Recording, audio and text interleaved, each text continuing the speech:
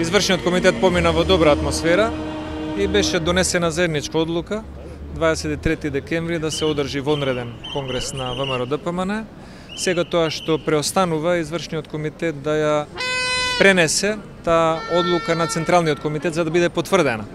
Очекуваме да биде потврдена бидејќи има една таква заедничка атмосфера и треба делегатите од редовниот конгрес во Куманово да бидат известени, бидејќи истите според статутот треба да бидат делегати и на вонредниот конгрес, каде што ќе се одлучува за понудената оставка од страна на председателот Груевски и ќе се одлучува за кандидатите кои што би аплицирале за таа позиција. И очекувам делегатите да одлучат кои ќе бидат луѓето кои што тие сметаат дека се вредни во оваа ситуација да бидат кандидати. Сепак оставаме на кандидатите да ја донесат конечната одлука кого ќе поддржат и кого ќе изберат. За друго не би имал некој коментар.